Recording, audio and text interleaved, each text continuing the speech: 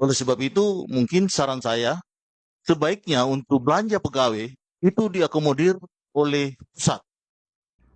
Saya cukup setuju ya dengan apa yang disampaikan oleh Bapak Amrul Tamim, karena kebijakan ini akan setidaknya menyelesaikan permasalahan ketimpangan pendapatan ASN di seluruh Indonesia. Kita mulai dari soal penyaluran gaji ya. Seperti yang kita ketahui bahwa penyaluran gaji ASN pusat selama itu dinilai lebih tepat waktu ketimbang ASN di daerah. Pusat itu biasa terima tanggal 1 tanggal 2 sudah terima gaji. Sementara di daerah bisa molor ya. Bahkan ada daerah yang mungkin sampai sekarang belum terima gaji di bulan Januari ini. Ya, walaupun ini sepele tapi ini sangat mempengaruhi perencanaan keuangan. Gitu ya. Itu masalah pertama yang bisa diselesaikan ketika pemerintah pusat mengambil alih soal gaji ASN.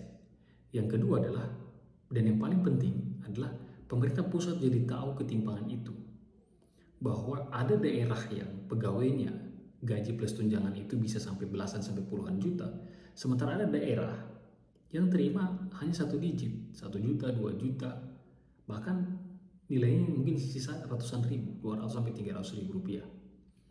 Ya, harapannya adalah ketika pemerintah pusat melihat kondisi real ini, ketimpangan itu dalam bentuk dalam bentuk bar, grafik atau apapun itu, jadi bisa dipikirkan solusinya apa. Jadi jelas di situ ternyata banyak ASN sekarang malas-malasan, sering hilang-hilang dari kantor atau ada pungli-pungli karena mereka terhimpit oleh kebutuhan hidup. Sehingga bisa dipikirkan langkah-langkah apa yang harus diambil nih supaya menyelesaikan permasalahan itu.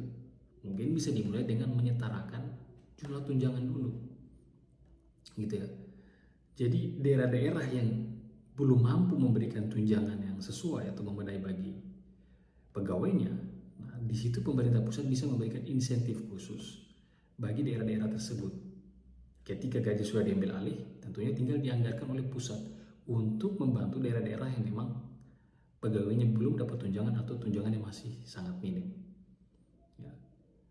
Dengan kebijakan seperti ini saja tentunya akan berdampak bagi banyak hal. Satu, produktivitas kerja ya, yang sebelumnya mungkin terima sisa 200 tapi karena ada insentif khusus dia kembali terima sekitar 2 juta, 2 juta 500 ya.